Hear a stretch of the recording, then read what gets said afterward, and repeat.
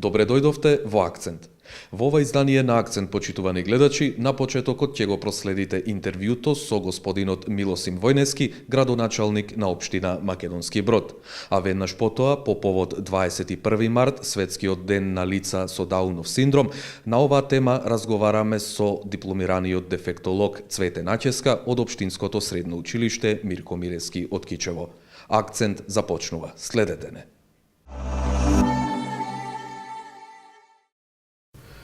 Мој гостин, почитувани гледачи на Акцент во денешната емисија е градоначалникот на општина Македонски Брод, господинот Милосим Војнески.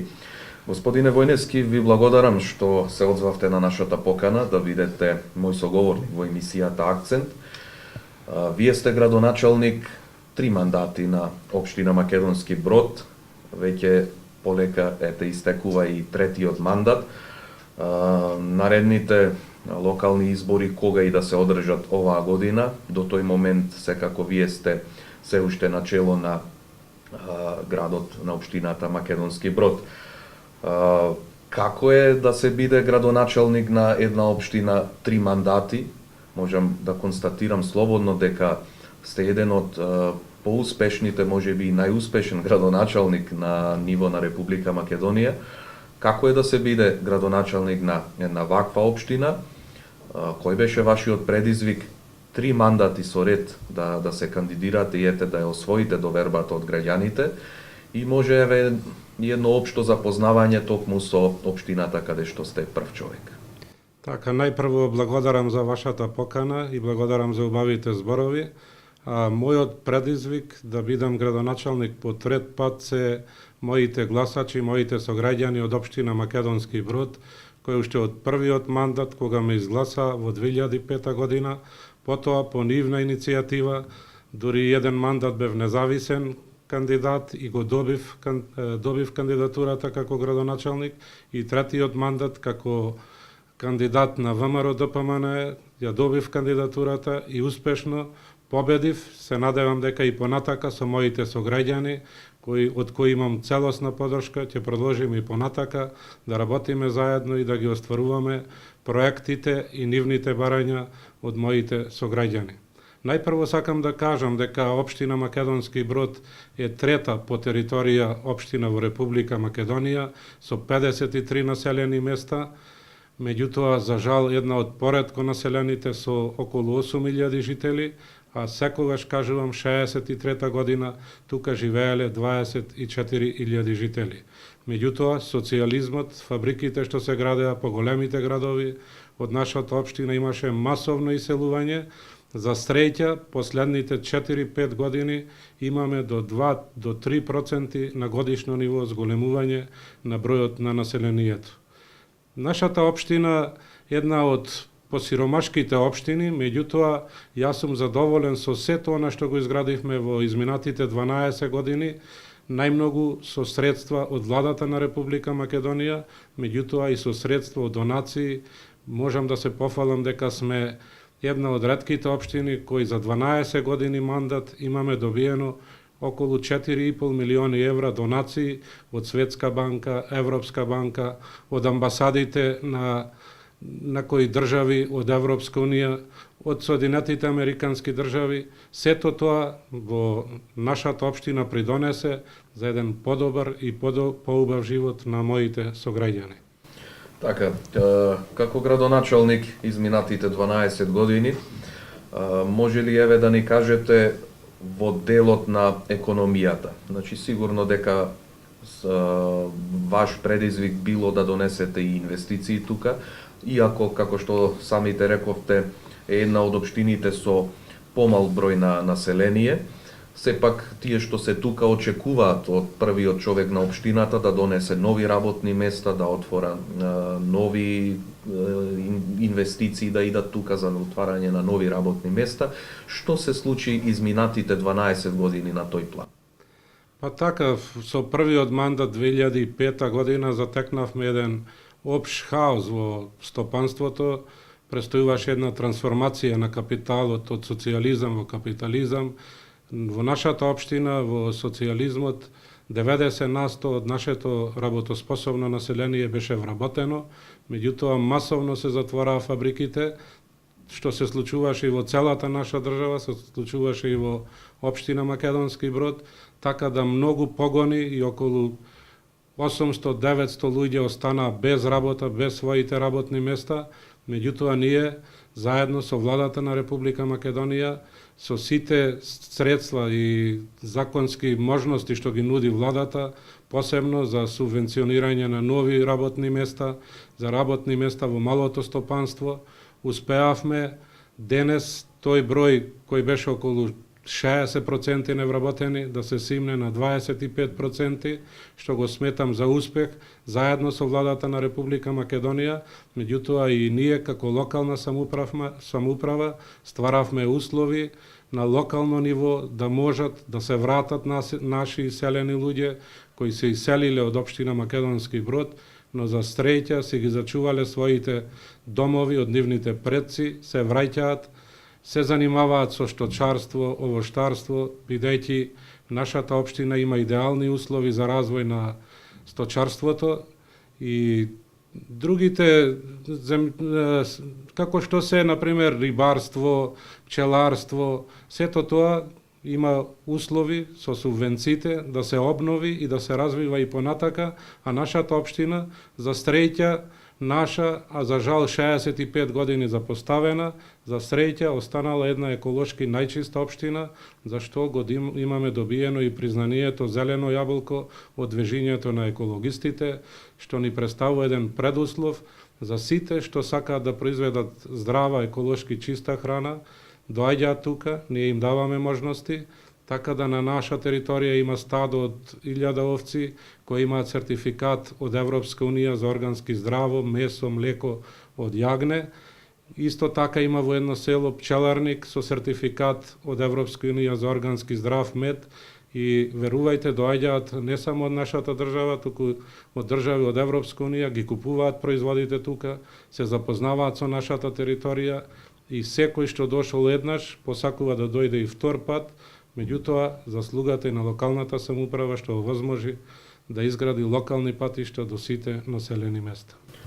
Последниот период, кога станува збор за инвестициите, актуелна е најавата за изградба на една фабрика, каде што мислам дека ќе бидат вработени најмалку 200 луѓе. Може ли еве нешто околу оваа инвестиција? Така, оваа инвестиција е благодарение на владата на Република Македонија, која донесе странски инвеститор, а ние како локална самоуправа веднаш обезбедивме локација, извршивме урбанизација, се продаде местото за локацијата, меѓутоа за жал се зафати изборен период и во овој период не можеме да им издадеме имотен лист, а инвеститорите се заинтересирани веднаш да отпочнат со градба и во рок од 60 дена фабриката би била изградена и би се вработиле на почеток 200 нови работни места. Се надеваме и по нивно известување дека во оваа фабрика во рок од 4 години ќе има вработување на 600 луѓе, што значи во нашата општина ќе нема невработен човек со можност и од соседни општини да се вработуваат во оваа фабрика. Сакам да нагласам оваа фабрика дека основач и собственик е првиот генерал на НАТО Џонс и влева голема надеж, бидејќи и самиот кажа дека има договори со НАТО за производство на оружје и муниција за армијата на Соединетите Американски држави за наредните години. Што значи ова е еден голем потенцијал не само за општина Македонски Брод, туку и за Република Македонија. Така, сигурно дека овој дел од работата на општината и на вас како градоначелник е секако една голема позитива за самите граѓани кои што тука живеат, па како што рековте и од околните општини. Меѓутоа, за еден градоначалник да се прикаже како успешен во своето работење сите изминати години, секако дека како доказ што може пред своите гласачи да го предочи е и делот што се однесува на инфраструктурата. Секако дека е тоа видливо, дека никој тоа не може да го побие или да го негира. Во овие 12 години, навистина, голем дел од таа инфраструктура успешно, можам да речам, ја завршивте, дури и постои еден така разговор или муавет што викаме ние народски, што се движи меѓу граѓаните не само во општина Македонски Брод, каде што се вели дека вие сте единствената општина во Република Македонија каде што нема неасфалтирана улица. Може ли еве во овие 12 години да опфатиме барем оние поважни инфраструктурни зафати кои што вие како прв човек на општината сте ги завршили успешно?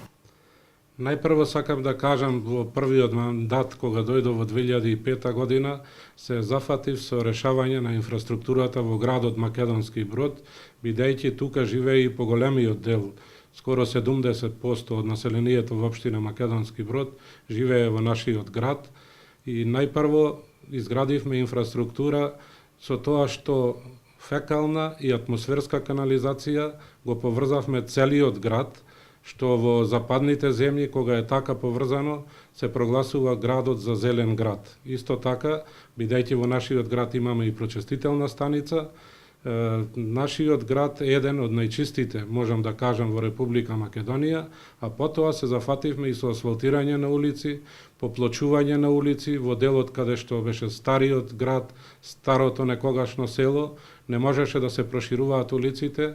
Со донација од германската влада ги поплочивме овие улици, така да во нашиот град нема неасфалтирана и непоплочена улица. Потоа се зафативме со асфалтирање на нашите населени места и сега од 53 населени места, 48 населени места се со асфалт. Денес во овој момент се асфалтираат 2 населени места, и тоа за асфалт од село Самоков до село Звечан и од селото Заград до селото Волчи. Така да ќе останат уште 4 населени места неасфалтирани. Се надевам, доколку моите сограѓани ми го доверат мандатот, во наредниот мандат ќе нема неасфалтиран пат ни на локално ниво. Иначе, да напомнам дека на наша територија имаме 250 километри локални патишта, што 220 се веќе асфалтирани, не остануваат уште 30 километри и, како што кажав, во наредниот мандат со можност и овие населени места да се асфалтираат и наши сограѓани кои се иселиле да се вратат во својот роден крај, бидејќи тоа е пример во сите населени места каде ги асфалтиравме патиштата, има масовно враќање на наши иселени од општина Македонски Брод. Кога сме веќе кај патиштата, на последните предвремени парламентарни избори во предизборната кампања беше најавено дека ќе се изгради патот, регионалниот пат од Македонски Брод до Скопје. Што тоа ќе значи за самото население тука? Така, најпрво да се заблагодарам на владата на Република Македонија, што најде средства, се распиша тендер, во тек е мерење и обележување на патот Македонски Брод Скопје и се надевам дека во наредните 3-4 дена од разговори со изведувачот на лице место ќе почне градбата, а тоа што ќе значи, тоа е мојата визија и визија на моите сограѓани од општина Македонски Брод, изградбата на патот Македонски Брод Скопје, бидејќи со овој пат нашата општина ќе се приближи до главниот град Скопје на само 90 километри од Македонски Брод, а од нашето последно населено место на 40 километри.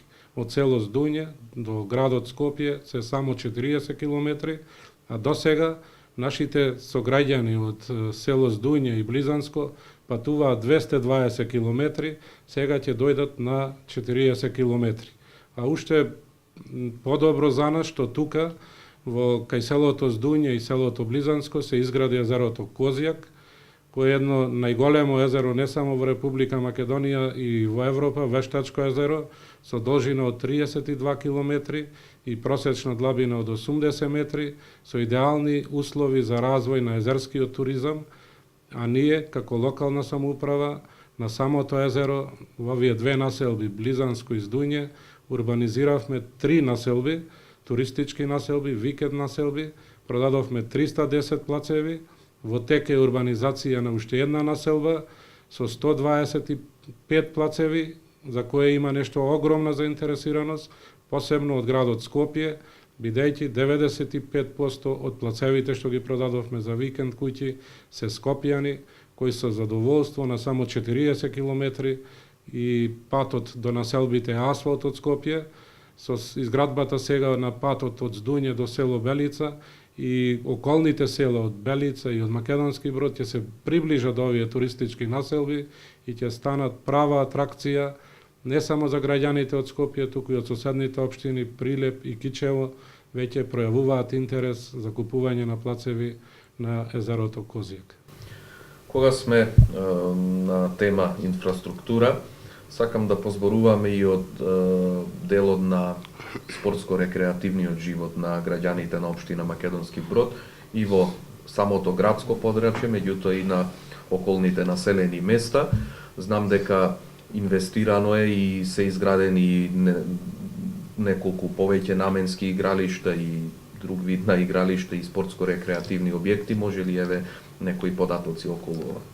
Така, ние како локална самоуправа и од тој аспект посветивме големо внимание за младите да се развиваат во спортски дух, меѓутоа тука исто така благодарност до владата на Република Македонија, со која заедно изградивме 2 спортски сали во Македонски Брод, изградивме тениско игралиште, изградивме фудбалски стадион во градот, сега се гради кошаркарско игралиште, исто така не само во градот, во село Самоков изградивме повеќе функционално игралиште, исто така во селото Брест изградивме игралиште за младите, а имаме проект за изградба на игралиште во село Манастирец, а во моментов се гради мултифункционално игралиште во село Самоков, со што на целата територија градиме спортски терени, ќе продолжиме да градиме.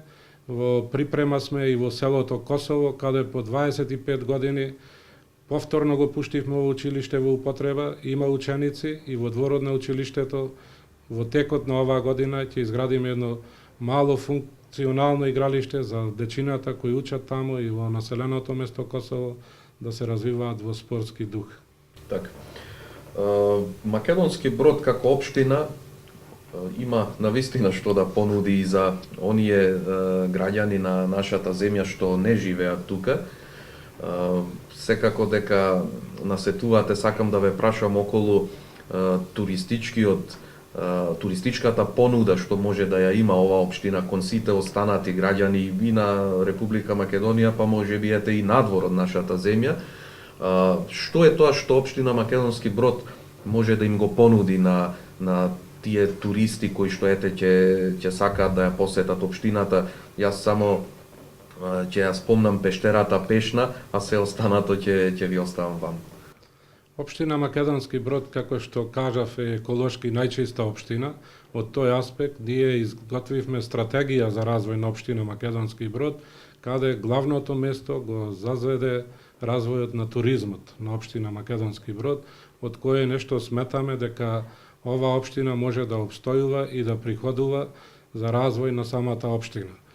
Така, во оваа година изградивме пешачки патеки со 2 мостови до влезот на пештерата Пешна, која пештера е со најголем отвор на Балканот, а во самата пештера работат спелеолози од Франција како донација 30 дена во текот на една година и досега се влезени 4,5 километри, предпоставува дека е долга 10 километри и во самата пештера има пронајдено на 200 метра испод земја езерце, каде има и видео снимки, е пронајдена рибка со човекова кожа која досега нешто го имаше само во пештерата Постојна во Словенија, поранешна Југославија, и со самото отворање за неколку години на оваа пештера за посетители на туризмот, посебно со влезот во тие 10 километри, се надевам дека ќе има туристи не само од нашата Македонија, туку и од цела Европа, што ќе сакаат да дојдат да ја посетат оваа пештера, а исто така ние како локална самоуправа заедно со Советот на општина Македонски Брод и реката Белешница и двете пештери кои се најдуваат во селото Белица ги прогласивме за споменик на природата, каде во текот на минатата година се изврши обележување на двете пештери со патеки, изградба на патеки, земјени патеки, меѓутоа до самите пештери може да се дојде со патокази, целосно уредена и во самите пештери се поставени метални скали. Посетителите може да дојдат да ги посетат овие пештери, а воедно да ја видат и реката Белешница, која е една најчиста река во Република Македонија, долга само 7 километри, а водата од изворот до вливот во реката Треска е прва категорија вода за пиење. На ова, сакам да напомнам, на оваа река се изградени неколку туристички локалитети, угостителски објекти, со сместувачки капацитети, има 5 рибници, во кои во секое време над 200 тона одгледуваат свежа риба, со што овој крај стана доста посетен, посебно викендите, се бара место повеќе за да се сместат туристите кои доаѓаат во нашата општина. Исто за развојот на туризмот, како што кажав, повеќе е спелеолошкиот туризам и кај селото Слатина, Слатинскиот извор, го прогласивме за споменик на природата и овој споменик на природата е потврден од Собранието на Република Македонија и во тек е проект кој треба да се реализира наредната година, пристапност до пештерите во село Слатина и уредување на слатинските извори. Така. Секоја општина во нашата држава соработува и со, освен нели што е нормално со општините кои што се останатите во нашата земја, меѓутоа постои така некое непишано правило да се збратимува или да соработува со општини од други држави. Има ли такви примери и општина Македонски Брод? Така, најпрво ќе кажам дека нашата општинска администрација, слободно можам да кажам дека е една од најобучените администрации во Република Македонија, така што нашата општина обслужува уште 8 други општини, соседни општини и дури општина Вевчани, нашата администрација ја обслужува, до општина Кривограштани, а од аспект на меѓународно ниво збратимени сме со општина Пордим од Република Бугарија, со општина Панчево, посебно со местната заедница Јабука, во која се збратимивме во текот на оваа година, кога нашите македонци иселени прославуваа 70 години од иселување на македонците од Македонија во Република Србија и со задоволство заедно тоа го прославивме со председателот на Република Македонија, господинот Иванов, каде заеднички направивме и фотографија која може тука да се види и председателот на Република Србија, господинот Николиќ, на која оддадоа посебно чест што и општина Македонски Брод се збратими со општина Панчево, а посебно беше задоволството на нашите македонци кои живеат во местни заедници во општина Панчево, кои се иселени од кај нас, посебно во Јабука, Качарево, Пландиште, кои си го зачувале својот мајчин јазик. Во неколку местни заедници има отворено и училишта на македонски јазик, а ние продолжуваме и понатака да се збратимуваме, а исто така сме збратимени и со општина во Црна Гора. И наша иницијатива е посебно каде што има наши иселени да се збратимуваме, да се ја задржат нивната култура. Ние со наши културно-уметнички друштва ги посетуваме и ќе ги посетуваме да се подсетат на нивните предци, на нивната култура и повторно да се обединат за заедништво помеѓу нашите народи. Пред крајот на нашиот разговор, еве сакам во уште еден сегмент да позборуваме, а тоа е културата. Се случуваат секако и културни настани во текот на годината, кои се еве тие настани каде што општината помага во нивно одржување и во нивна традиција тоа да се случува секоја година. Со посебно задоволство можам да кажам дека од 2005 година во општина Македонски Брод почнаа да се одржуваат две нови манифестации со моето доаѓање. Првата манифестација е Поречки Панаѓур, кој се одржува во нашата општина секоја година во различно населено место во соработка со Сдруженијето Поречки средби од Скопје, каде членуваат наши иселеници, и еден ден во месец јуни заеднички се дружиме и на овој панаѓур присуствуваат 2 до 3.000 гости од целата наша држава, не само иселеници и други што слушнале, нивни пријатели, а нашата цел е со тоа да се афирмираме нашата општина.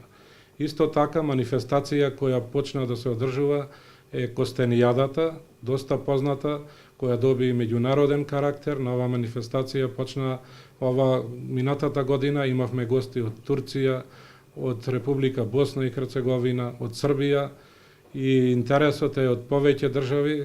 Наредна година се надевам повеќе гости, со што вршиме афирмација на нашиот костен кој го има во изобилство тука, и многу семејства живеат од тоа, од собирање на овој плод, кој има посебни карактеристики со многу шеќерни единици и фабрики, така да над 1000 тони на годишно ниво од нашата општина Македонски Брод се извезуваат надвор од Република Македонија. Исто така сакам да напомнам дека манифестација која постоела долги години, тоа е носење на коли, тоа е можда единствена манифестација и во Европа. Со моето доаѓање се афирмира, односно се прошири и доаѓаат повеќе гости да ја видат оваа манифестација, и нашата Министерството за култура предложи до УНЕСКО да биде заштитена од УНЕСКО, така да од УНЕСКО минатава година дојдоа, ја снимија оваа манифестација, се надеваме дека ќе биде заштитена од УНЕСКО и уште поафирмирана надвор од нашата држава, а исто така уште една манифестација, секоја година доаѓаат поетите од Република Македонија, по иницијатива на наш сограѓанин од општина Македонски Брод, кој живее во Скопје, поет, се вика Потписи на срцето, така да ова манифестација се одржува во нашата црква во Македонски Брод. На годишно, секоја година повеќе од 30 поети, задолжително присуствува и председателот на поетите на Македонија, каде што се читаат песни, повеќето песни што се однесуваат за нашата општина, што го искажуваат духот на нашите иселени, нивната тага за општината, нивната радост што можат повторно да се вратат, така да овие манифестации ја афирмираат општина Македонски Брод, а ние како локална самоуправа даваме огромна поддршка тие да се одржуваат и понатака. Господине Војнески, ова беа можеби делете од тие проекти кои што успешно ги реализиравте изминатите 12 години. На крај еве ќе ви поставам едно политичко прашање што сигурно ќе ги интересира нашите граѓани. После 12 годишно успешно обстојување како прв човек на општината, дали ќе се кандидирате на локалните избори за уште еден мандат? Секако по барање на моите сограѓани, сите што доаѓаат тука и предлагаат да бидам обавезно кандидат за градоначалник, а јас барањето на моите сограѓани ќе го остварам и уште сега им ветувам дека ќе бидам кандидат и се надевам дека повторно ќе победиме и заедно ќе работиме во наредните 4 години. Ви благодарам за интервјуто дадено за акцент, ви посакувам понатамошна успешна работа и успех на предстојните локални избори. И јас благодарам, и доколку сакаме сите проекти да ги прикажеме во вашата емисија, потребни ни се 2 часа, така да само оваа година имаме реализирано 65 проекти, а во изминатите 12 години повеќе од 200 проекти, па се надевам во некоја наредна емисија, кога ќе има повеќе време, ќе имаме можност да ги искажеме сите проекти на нашите гледачи. Благодарам. И јас благодарам. Во ова издание на Акцент, почитувани гледачи, ќе зборуваме и за светскиот ден на лицата со Даунов синдром, 21 март. По тој повод, мој соговорник е дипломираниот дефектолог Цвете Наческа, дефектолог во Општинското средно училиште Мирко Милевски од Кичево. Господице Наческа, кој е всушност или зошто е токму одбран овој датум? Која е символиката 21 март да биде како светски, односно меѓународен ден на лицата со Даунов синдром? Ви благодарам на поканата. Светскиот ден на лицата со Даунов синдром е земен 21 март, бидејќи самото оштетување доаѓа на 21-виот пар на хромозоми. Значи тоа е генетско нарушување кое представува, значи не представува болест, тоа е генетско нарушување и е на 21-виот пар, тоа е трисомија 21 со 3 хромозома наместо 2 хромозоми. Така, може еве сега и за пошироката јавност да постручно од ваша страна да слушнеме што всушност представува така наречениот Даунов синдром. Значи Дауновиот синдром кажав дека не е значи болест, тоа е значи генетско нарушување. Тоа значи може да се сретне во секоја фамилија, боја на кожа, раса, различен етникум, значи не бира никаква значи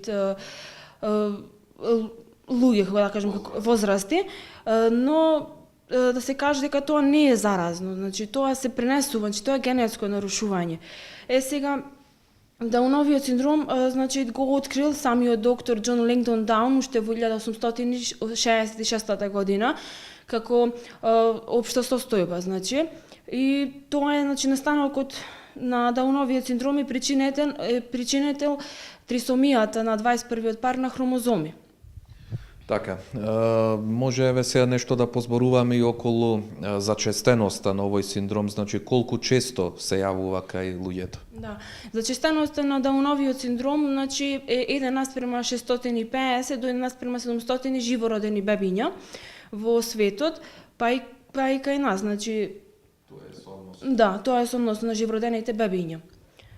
Така, сигурно дека може би од медицинска гледна точка, дали може уште во оној пренатален период да се идентификува самото дете кое што треба да се роди дека ќе го поседува тој синдром? Да, во пренаталниот период значи може да се идентификува, да кажем така, да се идентификува самиот плод, со што се прават неинвазивни тестови, значи самата мајка доколку значи постојат можности да роди дете со Даунов синдром, се прават тестови доколку се заклучи дека постои можност да роди дете со Даунов синдром, се прават понатамошни тестови како што се самите значи самата амниоцентеза, потоа биопсија на хорионските растички и ред други, се со цел да се направат, значи да се направи да се утврди дали постои можност да се роди дете со Даунов синдром. Така, сигурно дека ние како луѓе нели сме имале можност да бидеме и во контакт со лица кои што го имаат овој синдром, кои се оние физички специфичности или моменти по кои што може да се распознаат тие лица, за да може секој човек да препознае и нели да се однесува согласно потребите и начинот кој што треба со овие лица. Да, значи специфичниот физички изглед на лицата со Даунов синдром се косо поставените очи, значи мали ушни школки, потоа имаме хипотонија на мускулатурата, широки кратки екстремитети, имаме значи мека и еластична кожа, се јавува мајмунска бразда на дланките, имаме кратки прсти. Потоа исто така овие лица во првите неколку години од самиот живот имаат значи потреба од постојана нега и грижа, бидејќи постојат значи респираторни инфекции, срцеви аномалии, имаме малформација на ребетниот столб. Значи Дауновиот синдром значи многу влијае на нормалниот физички развој на ова дете, со што има поголема потреба за да предизвикат и благи потешкоти во учењето. Така, претходно споменавте дека претежно овој синдром може да се наследи генетски, меѓутоа дали може и друга некоја причина да биде за појава на овој синдром, односно било која да речеме, дали е можно? Да, најголемата причина значи тука се спаѓа мајката, значи староста на мајката. Доколку мајката значи значи има возраст над 35 години, таа е во ризик фактор. Значи испитувањата што се направени 20 до 30% од живородените деца со Даунов синдром се деца на мајки постари од 35-та година. Но тоа не значи дека и младите мајки би спаѓале во ризик, но како најголем ризик тука се мајки и над 45-та година од нивниот живот. Така, ги споменавте предходно оние физички карактеристики кои што можат да се забележат кај овие лица што го носат овој синдром, кои се или какви се тогаш оние интелектуални способности, што овие луѓе можат, а што не можат од интелектуална гледна точка? Тие можат се. Не сакам да ги дискриминирам. Значи интелектуалната способност на овие лица се движи од 25 до 80 IQ. Значи тие имаат проблеми со помнењето, концентрацијата. Потоа исто така имаат проблеми со потешкоти во решавањето на задачите. Но не значи дека би имале проблеми. Доколку се надминат, доколку бидат прифатени од општеството, овие проблеми би се надминале. Како дипломиран дефектолог, вие секако и со оние сите останати служби кои што можат да работат со овој тип на лица, или, да речеме, посебно и со децата, бидејќи вие работите во една образовна институција, на кој начин се работи токму со овие деца кои што го носат Дауновиот синдром? Значи, почетната работа на лицата со Даунов синдром сепак е раната интервенција.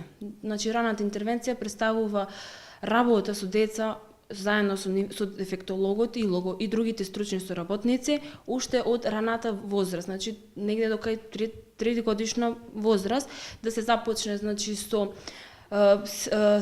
да ги наречем тие сега, да се насочи кон настанокот, да се стимулира настанокот на придружените нарушувања, како и стимулација на психомоторниот развој.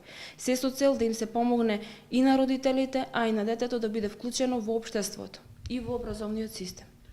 Така, кога веќе го споменавте образовниот систем, би било интересно, можеби и поучно да се каже, каков е кај нас образовниот систем за децата со Даунов синдром? Пружа ли образовниот систем во Република Македонија можност и за овие деца да можат да се школуваат во сите оние фази на образовниот систем во нашата земја?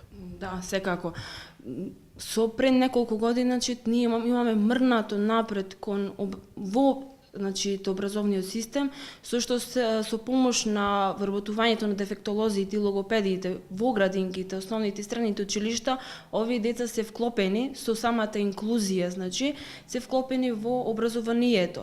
За овие лица, се прават ИОПи, прво се прави проценка, според таа добиена проценка се прави ИОП, тоа е индивидуален образовен план, за тоа е програма во теку на целата година наставникот што треба да работи со тоа дете. Со тоа се дава можност да детето заедно учи со другите деца, во редовните училишта, со што тоа во минатото било многу поразлично. Овие деца биле вклучени во училишта за деца со посебни потреби, што тоа било маргинализирање. И имам исто така неколку лица што имаат дипломирано на факултети и се интелектуалци во одредена мера, да кажам, во позитивна во позитивна смисла во образовниот систем во Република Македонија, мислам дека е во подобрување. Да се надеваме дека и овие лица со Даунов синдром ќе бидат навистина третирани, како што и самата кажавте, правилно, да не бидат во ниеден дел од нивниот живот да се чувствуваат маргинализирани или различни од другите.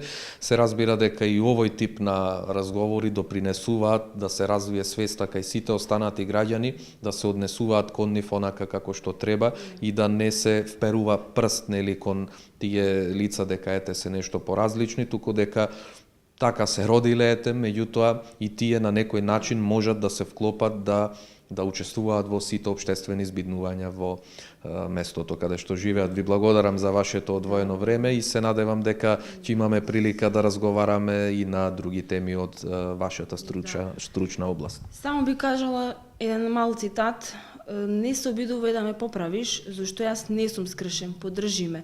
Јас можам да му допринесам на општеството на свој начин. Ви благодарам и на вас, на поканата. Ви благодарам што и овие 40 минути бевте заедно со емисијата Акцент. Со нови содржини се гледаме за точно 7 дена. Довидување.